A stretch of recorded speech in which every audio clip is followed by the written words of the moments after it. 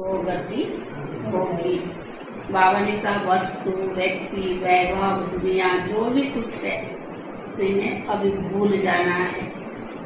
दूसरी बात बाबा ने बताई, अपनी अवस्था को अच्छी एक रस बनाने का उपाय क्या है। हमारी अवस्था अच्छी और एक रस बने, उसकी उपाय क्या है।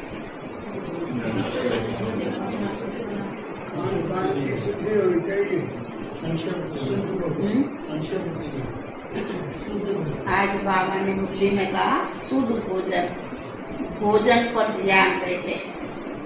जितना हम भोजन अपने हाथ से बनाकर योग युक्त होकर खाते हैं और बनाते हैं, उससे अवस्था एक रस बनेगी। जैसे दादी भी, बड़ी दादी भी कहा करते थे कि अगर मधुबन में कोई प्रोग्राम होता है, कॉन्फ्रेंस होती है, आज बाबा ने भी कहा है कि जितना कॉन्फ्रेंस में मेहनत करते हैं 50% उसका 50% भोजन का असर पड़ता है। और यज्ञ की स्थापना बाबा ने किया, उसमें भी ब्रह्मा बाबा ने बच्चों को भोजन टोली खिला खिला करके कितनी शक्तिशाली बनाया। तो बाबा ने कहा जैसे मधुबन का भी भोजन टोली का कितना महत्व होता है, ऐसे तुम कहाँ भी रहते हो, योगी हो तो अपने हाथ से बनाकर भोजन खाओ। तो बाबा ने कहा उसका अवस्था पर असर पड़ता है और उसके आधार से अवस्था भी एक रस बनती है। तो आज बाबा ने खास भोजन पर ध्यान दिलाया। बनाने वाले, खाने वाले सबको योग युक्त होकर भोजन बनाए भी और उसको खाए भी। सारे मीठे बच्चे इस पुरानी दुनिया, पुराने मांडवे से अब दिल हटा लो। तुम्हें बाप के पास जाना है, इसीलिए घर को याद करो। तुम्हें बाबा के पास जाना है, इसलिए घर को याद करो। प्रश्न है, अपनी अवस्था अच्छी बनाने के लिए किस बात का बहुत बहुत ध्यान रखना चाहिए।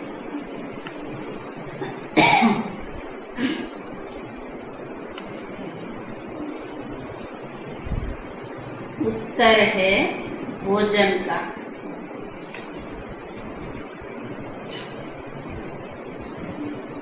सेंसिबल बच्चे अपने हाथ से योग में रहकर भोजन बनाएंगे और खाएंगे।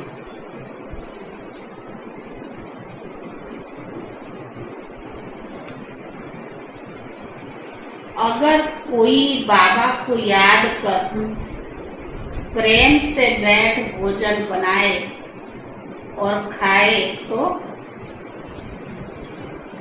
अवस्था बहुत अच्छी हो सकती है।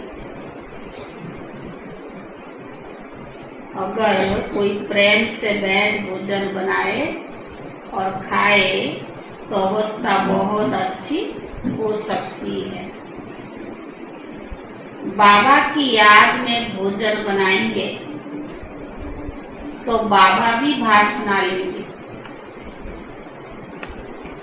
बाबा की याद में भोजन बनाएंगे तो बाबा भी भाषणा लेंगे। सर्विस से एबल बच्चों को क्या करना चाहिए,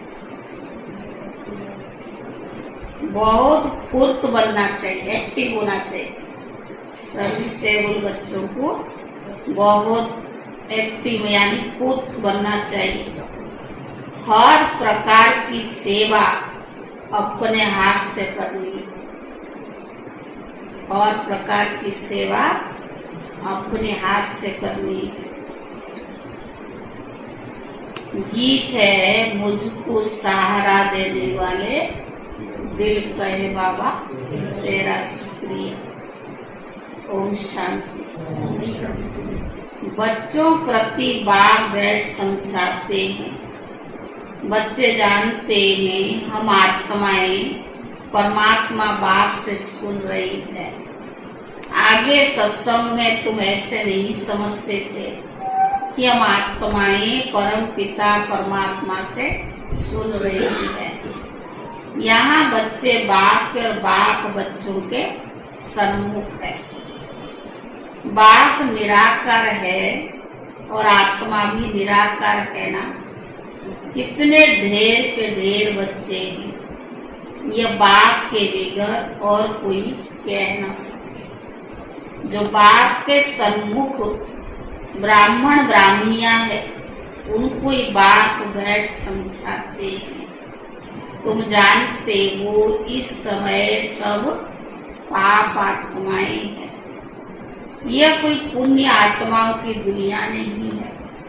पुण्य आत्माओं की दुनिया सतयुग को कहा जाता है।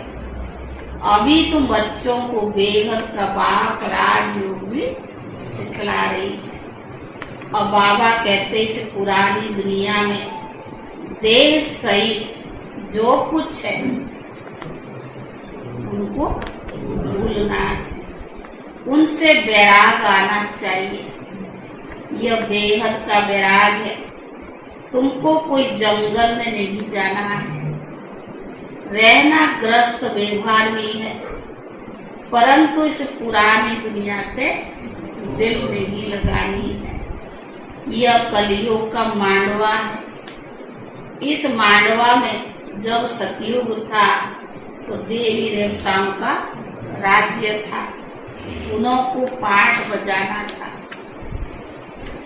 अभी तुम इन आंखों से जो कुछ देखते हो वह पुरानी चीज है ही। ये 84 जन्म पूरे करने हैं। बाबा जी कहा इस मांडवे में जब सतयुग था तो देवी देवताओं का राज्य था, उन्हों का पाठ बजाना था। अब ये मांडवा पुराना हो गया है। पुण्य आत्माओं की दुनिया सतयुग को कहा जाता है। अभी तुम इन आंखों से जो कुछ देखते हो वे पुरानी चीज तो है ही। यह 84 जन्म पूरे करनी है, तो इस पुरानी दुनिया से दिल नहीं लगानी है। दिल लगानी है तो नई दुनिया से। अब ये पुराना शरीर छोड़कर हमें वापस जाना है। खुशी रहनी चाहिए कि हमको फिर से बाबा वापस ले जाने के लिए आए। फिर से हमको स्वर्ग में जाकर पाठ बजाना है। गया ग्रस्त व्यवहार में रहते ममत्व तो मिटा देनी चाहिए। पुरानी दुनिया को कब्रिस्तान बनना ही है। नाटक के एक्ट्रेस को पाठ पूरा करते हैं, फिर घर याद पड़ता है। तुम भी जानते हो हम ब्राह्मणों ने 84 जन्मों का पाठ बजाया। 84 का ही चक्कर कहा जाता है। वर्ण को याद करना पड़ता है। शिव बाबा बैठ फूलों को देखते ही इनकी आत्मा भी देखती है और फिर बाबा को भी याद करती है। बाबा ने हमको यह ज्ञान सुनाया, वही बाप टीचर सतगुरु है। कोई शास्त्र तो हाथ में है नहीं। बच्चियां कहेंगी शिव बाबा ने सृष्टि चक्र की नॉलेज दी, वो आपको सुनाते हैं, तो सतगुरु भी तो याद पड़ेगा न।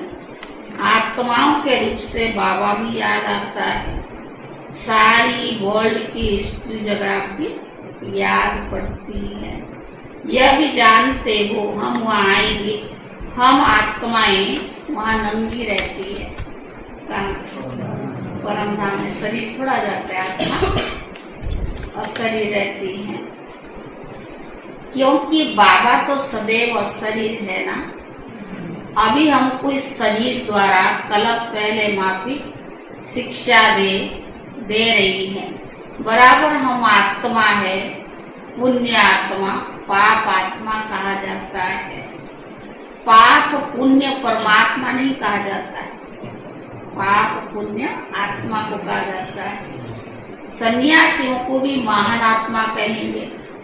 अगर परमात्मा सर्वव्यापी है तो महान परमात्मा कहा जाए। ऐसे तो हो ही नहीं सकता कि परमात्मा बैठ यज्ञ तप आदि करे। भक्त भगवान को ढूंढते हैं, यह भी ड्रामा के अंदर भक्ति मार्ग की ढूंढ है। तुमको फिर से 21 जन्म होकर फिर 63 जन्म भक्ति मार्ग के अंदर चक्कर में आना है। सतयुग त्रेता 21 जन्म है, फिर उसके बाद 63 जन्म चक्कर में भी आना है। तुम जानते हो हमारा पाठ सबसे न्यारा है। हर एक अविनाशी आत्मा को अविनाशी पाठ मिला हुआ है। शरीर तो खत्म हो जाता है, आत्मा कहती है हमने 84 जन्म का पाठ बजाया, अभी हमको पाठ पूरा करके वस्त्र छोड़ना है। इनमें ममत्व नहीं रखना है। आत्मा ही सब कुछ करती है, आत्मा ही पढ़ती है, कहती है हमने इतना पढ़ा है इन अर्गन्स द्वारा। आत्मा इनसे निकल जाती है तो शरीर मुर्दा हो जाता है। आत्मा कहती है मैं अमर हूँ, तुम्हारी बुद्धि में अभी रहता है बराबर। इस बेहद के ड्रामा में हमारा 84 जन्मों का पाठ है। अनेक एक्ट्रेस भिन्न भिन्न धर्म के, भारत की बड़ी भारी महिमा है। क्रिश्चियन लोगों को भी भारत के लिए रिगार्ड है, समझते हैं भारत ही प्राचीन है। 52 का जानते नहीं है, वहाँ तो देवी देवताओं का राज्य था जिनको भगवान भगवती कहते हैं। गॉड कृष्ण नहीं, लॉर्ड कृष्ण कहते हैं। श्री कृष्ण के अथवा देवताओं के बहुत पुराने चित्र मांगते हैं, क्योंकि फिर भी सबके बड़े है ना देवी देवताएं। जितने भी है सबकी बड़े कौन है? देवी देवताएं। भारत की बड़ी महिमा है। गीता में अगर नाम बदलते हैं तो सब जानते कि मनुष्य आत्माओं का बाप का यह भारत खंड जन्म स्थान है। शिव के मंदिर तो जहाँ तहाँ है। पतित पावन, पति दुनिया में ही आकर सबको पावन बनाते हैं। तो कौन ऊंचा हुआ? शिव बाबा ऊंचे हुए ना। महिमा भी होती है शिवाय नमो। तुम माता पिता बालक तेरे, तुम ज्ञान के सागर हो, तुम्हारी गत मत न्यारी, तुम्हारी महिमा अपरम अपार है। परंतु फिर उनको भूल जाते हैं, इसीलिए भारत की महिमा उड़ गई। भारत की महिमा अपरम अपार है, भूलने के कारण उड़ गई।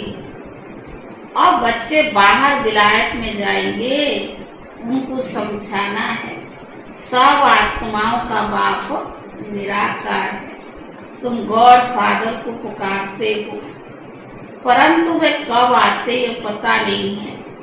वे यूरोपवासी यादव भी जानते हैं, हमने मुसल बनवाए, इनसे जरूर हम अपने कुल का विनाश करेंगे। महाभारत लड़ाई भी मशहूर है। सामने मौत खड़ा है। भारत प्राचीन है तो उसके मददगार भी बहुत बनते हैं। समझते भारत बहुत धनवान था, भारत में इतना खजाना था जो बाद में मुसलमानों ने हीरे मणियां आदि ले जाकर कब्रों में लगाई। भारत इतना संपन्न था तो बाद में मुसलमानों ने लेकर कहाँ लगाई? कब्र में लगाई। बच्चे जानते हैं भारत में बराबर देवी देवताओं का राज्य था। अभी हम फिर से वो राज्य ले रही हैं। सिवाय योग बल के कोई विश्व का मालिक नहीं बना सकते। विश्व का मालिक कोई बाहुबल से थोड़ा ना मिलेगी, बनेगी, मिलेगी योग बल से। क्रिश्चियन लोग हैं एक ही धर्म के, फिर भी आपस में लड़कर अपने कुल का विनाश कर देते। यादव कुल वाले मुसलमान आपस में लड़ते, ये जानते हैं कि वंश से सारी दुनिया उड़ जाएगी, हम राज्य कर नहीं सकेंगे। तुम जानते हो दो बंदर लड़ेंगे, मक्खन किसको मिलेगा? मक्खन बीच में हमको मिल जाएगा। तुम पुरुषार्थ कर रही हो, अब तुम बच्चों को इस पुरानी दुनिया से वैराग आना चाहिए, क्योंकि नई दुनिया में जाना है। क्यों वैराग आना चाहिए? क्योंकि यह सब खत्म होने वाले, बस एक बात को ही याद करना है। कब्रिस्तान को क्या याद करना? ये दुनिया क्या है? कब्रिस्तान। कब्रिस्तान खत्म हो फिर फरिस्तान बनना है। नहीं तो सतयुग में इसी भारत में हीरे जवाहरात की खानियां थी, अब तो सब खत्म हो गई है। बच्चों ने साक्षात्कार किया कैसे विमानों में सोना आदि ले आते, वे सृष्टि नई बन जाएगी।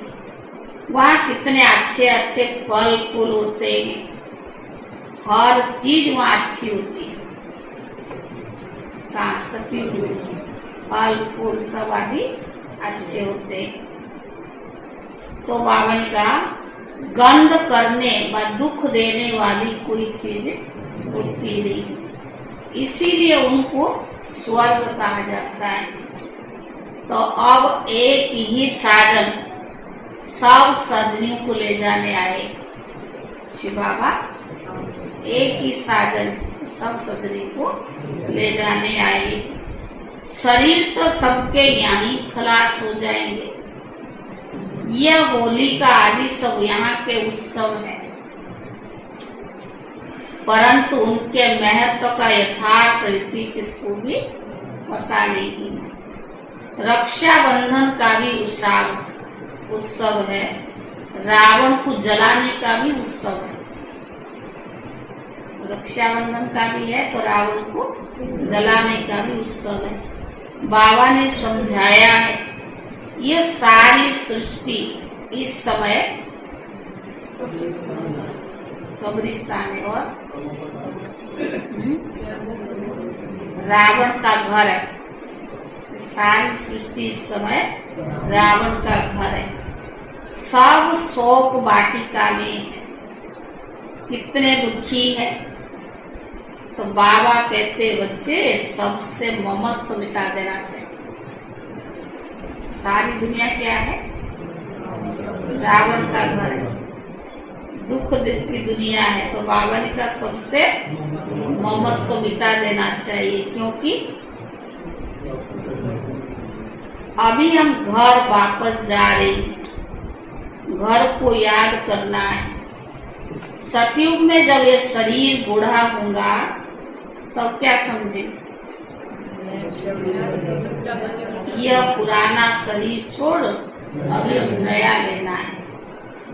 अभी तुम समझते ही हो कि हमको वापस घर जाना है, इसीलिए देह अभिमान को छोड़ना है। दुनिया इन बातों को नहीं जानती है, कह देते हैं आत्मा सो परमात्मा और परमात्मा सो आत्मा है। बाबा समझाते सो झूठ है। अगर भक्त ही भगवान है तो फिर भगवान को क्यों याद कर? अगर भक्त ही भगवान है फिर भगवान को क्यों याद कर? पतित पावन तो एक निराकर बाप ही गाया हुआ है। कहते मुझे पति दुनिया में आना पड़ता है, फिर इनको और तुम सब बच्चों को पावन बनाता हूँ, सारी दुनिया को पावन बनाकर वापिस घर ले जाता हूँ। वहाँ परम धाम में सब आत्माएं पवित्र रहती है। फिर यहाँ सतो रजो तमो में पास कर अंत में पतित बन पड़ी। यह सबका अंतिम जन्म है। लक्ष्मी नारायण भी सबका अंतिम जन्म, और लक्ष्मी नारायण भी अब अंतिम जन्म में। पतित पावन तो एक ही बात है। इस सृष्टि चक्र को समझाना बहुत सहज। माताएं भी इसी गोले पर अच्छी रीति समझा सकती हो। समझा सकते हो? इसमें सिर्फ बुद्धि की समझ चाहिए। चित्र पर समझाना बहुत सहज है। बाप बिगर ये नॉलेज कोई भी समझा नहीं सकता, और कोई के पास चित्र है नहीं। इन चित्रों का बहुत बहुत मान होगा। बाबा कहते जो पढ़े लिखे हैं उनको ये झाड़ त्रिमूर्ति का चित्र भेजे, विलायत में भी भेज दो। इनसे फर्स्ट क्लास सर्विस हो सकती है। बाबा ने कहा रूबरू जाकर समझा सकते। ये नॉलेज है ना, कॉलेज में भी ये होनी चाहिए। तो इन्हों को बेहद की हिस्ट्री जोग्राफी की नॉलेज मिले। जो ब्राह्मण कुल के होंगे उनको तीर लग जाएगा।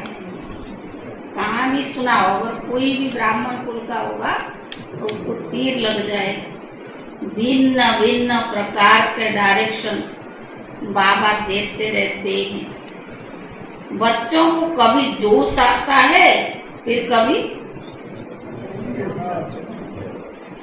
जोश आता है तो बहुत सेवा कर लेता, कभी फिर ठंडे सोडा वाटर हो जाते हैं। बड़ी बड़ी यूनिवर्सिटी में यह चित्र दो, चित्र जाएंगे तब एक इसको तीर लगेगा ना।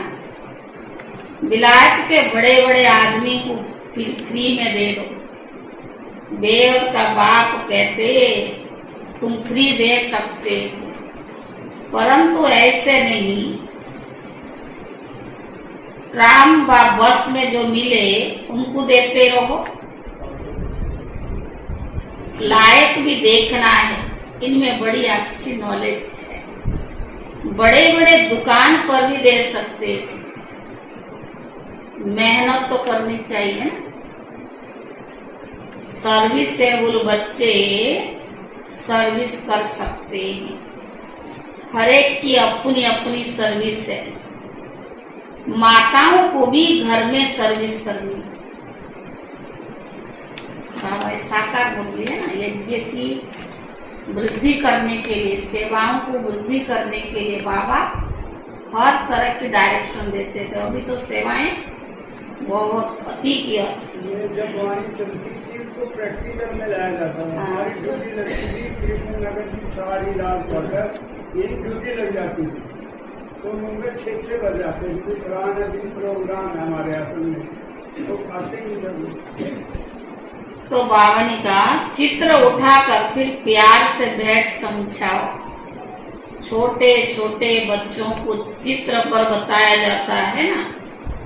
कोई 4 मास का बच्चा, तो बाबा ने कहा कोई 6 मास का, कोई 2 मास का। अब तुम्हारी बुद्धि में है कि 84 जन्म कैसे लेते। अब ब्राह्मण बने हैं, फिर हम देवता बनेंगे, फिर क्षत्रिय। ऐसे ऐसे अपने से बात करनी चाहिए। तुम पारलौकिक बात से बात करने वाले को ये विचार सागर मंथन करना चाहिए।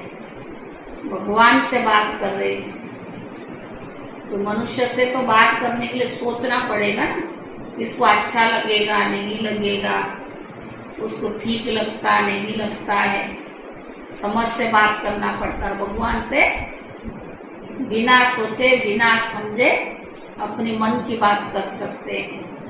तो बाबा ने कहा उसके लिए विचार सागर मंथन करना चाहिए। जितनी सर्विस करेंगे उतना इजाफा मिलेगा, जितनी सेवा करेंगे उतना इजाफा मिलेगा। तुम गॉड फादरली सर्विस पर। बाबा कहते भले ग्रस्त व्यवहार की संभाल करो, पर 8 घंटा इस सर्विस में लग जाओ। कर सकते 8 घंटा? ग्रस्त व्यवहार की भी संभाल करो, लेकिन ये रूहानी सर्विस भी भगवान कहता हम कर सकते। तुमको बेहद का खजाना मिलता है ना, सारा दिन बुद्धि में स्वदर्शन चक्कर फिरानी चाहिए, 84 का चक्कर भी याद आना चाहिए। यह भूल क्यों जाते हो? स्वदर्शन चक्कर फिरानी चाहिए, 84 जन्म की कहानी भी बुद्धि में रहनी चाहिए, पर बाबा ने कहा भूल क्यों जाते हो?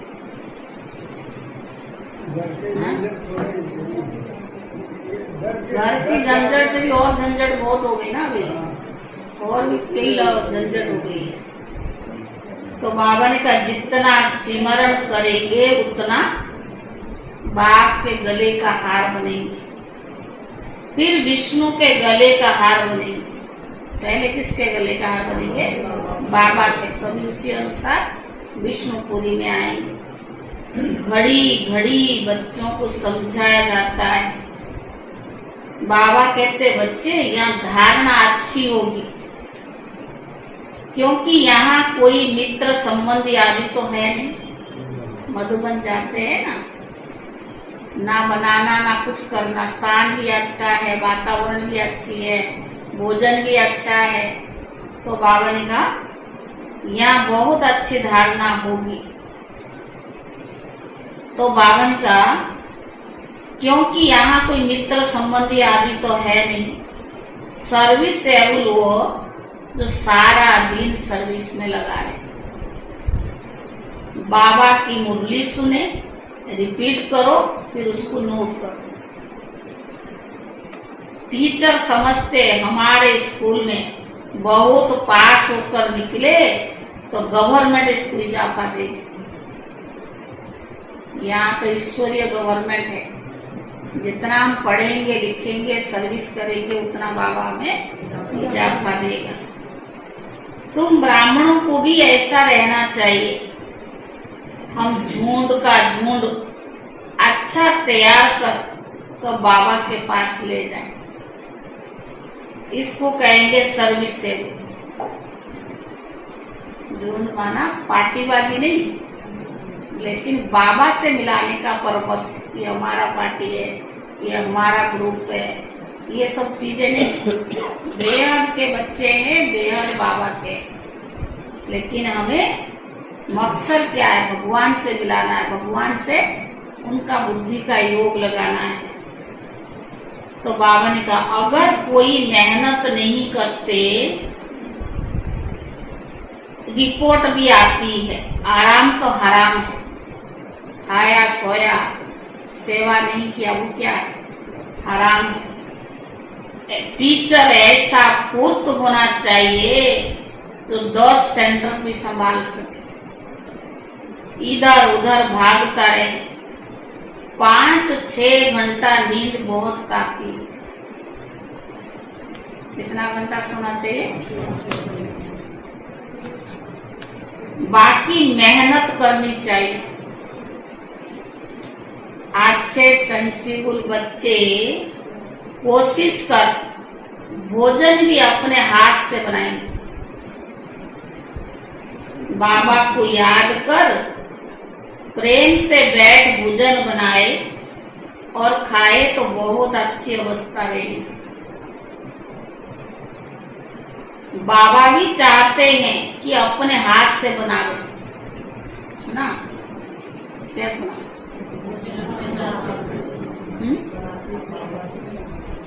बाबा का भोजन अपने हाथ से बना लो। बाबा को याद कर बनाएंगे तो बाबा को भी वासना मिलेगी।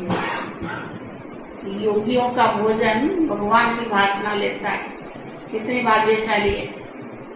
किसको खिलाए ना खिलाए, भगवान को खिलाने लायक तो बने। तो बाबा ने कहा वो भी वासना लेते हैं।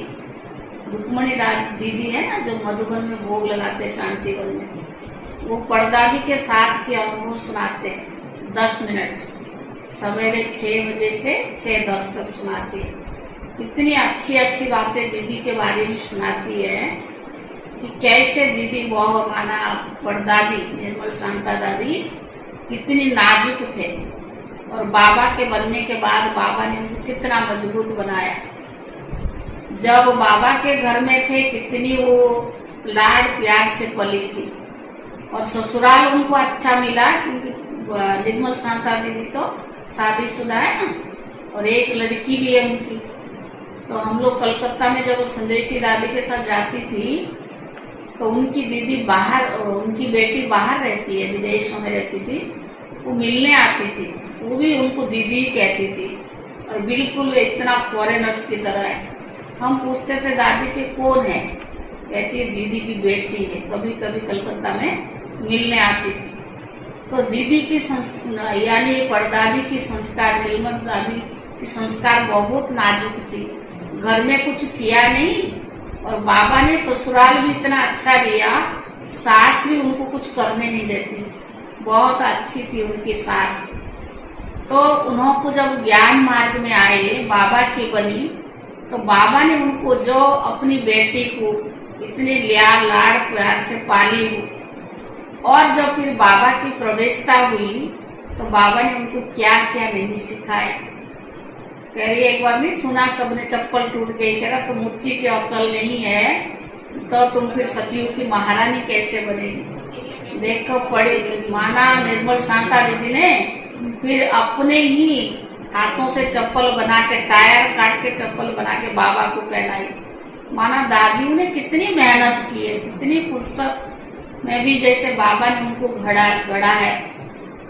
संदेशी दादी कहती थी मैं तो खाना बनाती थी पटना में जब बड़ी दादी के साथ। बड़ी दादी गोबर को उसका उपले बनाते हैं ना, वो बनाती थी, दूध निकलवाती थी, मतलब कितना काम किया है। दादियां ऐसे थोड़ी दादी बन गई है। बाद में बैगरी पाठ से यज्ञ बहुत शक्तिशाली और धनशाली बना, लेकिन दादियों ने जो मेहनत से किया है यज्ञ को वो कोई नहीं कर सकता है। तभी बाबा भी अनुभव से सुनाता है। आप सुनेंगे, आज सुना रही थी कि एक दिन निर्मल शांता दादी की सास भोजन बना रही थी और निर्मल शांता दादी को बोला कि आप ये चावल धुलाई करके देना, मैं चावल को पानी में डालना है, पानी गर्म हो रही है। तो चावल धुलाई करके दे रही थी तो उनकी अंगूठी भी चावल के अंदर चली गई। तो बाद में देखा उनकी सास ने कि तुम्हारे हाथ में अंगूठी नहीं, कहाँ गई, उनको भी पता नहीं पड़ा। तो देखा जब चावल डालने लगे इसकी अंगूठी भी इसके अंदर है। यानी इतनी नाजुक थे, घर में कुछ भी नहीं काम किया। और बाबा ने देखो कहाँ की कितनी, गुलजार दादी के अनुभव सुने, सब दादियों का सुना, कितनी मेहनत जो नहीं किया था यज्ञ में उन्होंने किया, तभी तो इतनी शक्तिशाली बने ना। तो आजकल क्या कहते हमने ये नहीं किया, हम नहीं कर सकते। दादियों ने कभी ऐसा नहीं किया। नहीं आता है तो कोई बताए तो हम कर लेंगे, ये काम करके उन्होंने दिखाया। तो बाबा ने कहा बहुत फुर्त भी होना चाहिए। तो बाबा ने कहा अवस्था बहुत अच्छी रहेगी अगर भोजन बनाकर खुद खाए तो। बाबा भी चाहते अपने हाथ से भोजन बनाए, बाबा को याद कर बनाएंगे तो बाबा को भी वासना मिलेगी। आज देखो मधुबन में 4.5 कन्याओं के समर्पण समारोह आज शाम को, कितनी वहां रिमझिम लगी पड़ी है शांतिवन में। 450 कन्याओं की समर्पण समारोह। बाबा की याद से बहुत अच्छी उन्नति भी होगी और स्वदर्शन चक्कर डांटते हो। अच्छा मीठे मीठे सिखिले दे बच्चों प्रति मात पिता बाप दादा का याद प्यार और गुड मॉर्निंग। रूहानी बाप की रूहानी बच्चों को नमस्ते। और रूहानी बच्चों की तरफ से रूहानी बाप दादा को याद प्यार और नमस्ते नमस्ते। धारणा के लिए मुख्य सार। पहला है अपने आप से पारलों की बात से बातें कर विचार सागर मंथन में बुद्धि को बिजी रखना है। अपने आप से पारलों की बात से बातें कर विचार सागर मंथन में बुद्धि को बिजी रखना है। स्वदर्शन चक्रधारी बनना है।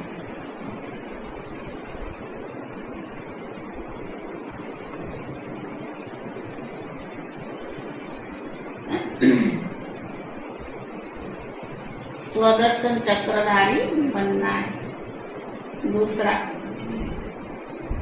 अभी हम वापिस घर जा रहे हैं। ये शोक वाटिका है। अभी हम वापिस घर जा रहे हैं। ये शोक वाटिका है। इससे ममत्व तो मिटा देना है। नई दुनिया से अपनी दिल लगानी। अभी हम वापिस घर जा रही हैं। ये शोक वाटिका है। इससे ममत्व तो मिटा देना है। नई दुनिया से अपनी दिल लगानी है। वरदान, दिलाराम बाप की याद द्वारा तीनों कालों को अच्छा बनाने वाले इच्छा मुक्त भाव। दिलाराम बाप की याद द्वारा तीनों कालों को अच्छा बनाने वाले इच्छा मुक्त भाव।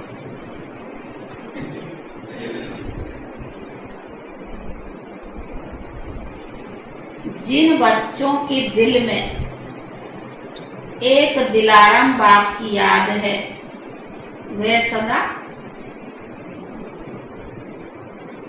जिन बच्चों के दिल में एक दिलाराम बाप की याद है, वे सदा कौन सा गीत गाए?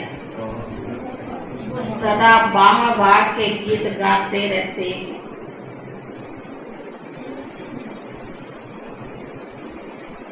उनके मन से सपन में भी हाय शब्द नहीं निकल सकता।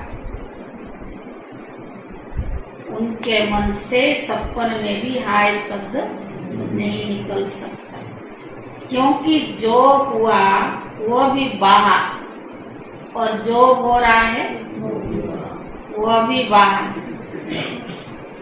जो हो रहा है वो भी बाहा और जो हुआ है वो भी बाहा और जो होना है वो भी बाहा।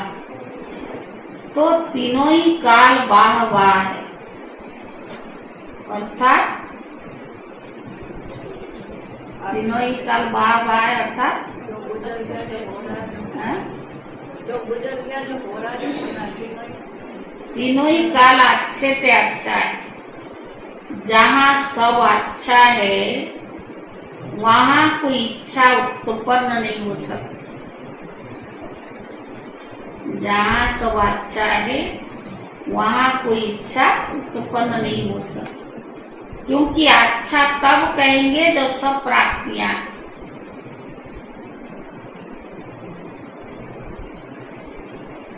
प्राप्ति संपन्न बनना ही इच्छा मुक्त बनना है। प्राप्ति संपन्न बनना ही इच्छा मुक्त बनना है।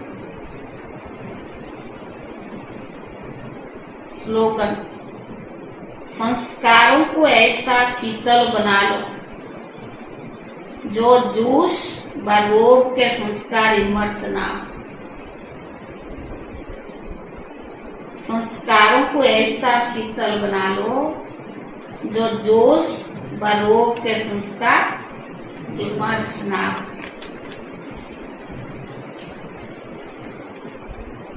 अव्यक्त इशारा। आज का सोमान है 30 जून है। मैं परम पवित्र आत्मा इस श्रेष्ठ सोमान के आसन पर स्थित होकर और कर्म करो तो सहज वरदानी बन जाएगी। स्मृति में रहना ही सीट वासन है, तो सदा ये स्मृति रहे कि मैं हर कदम में पुण्य करने वाली पुण्य आत्मा, महासंकल्प, महान संकल्प, महान बोल, महान कर्म करने वाली महान आत्मा। जब इस आसन पर विराजमान होंगे तो कभी भी माया समीप आ ही नहीं सकती। ओम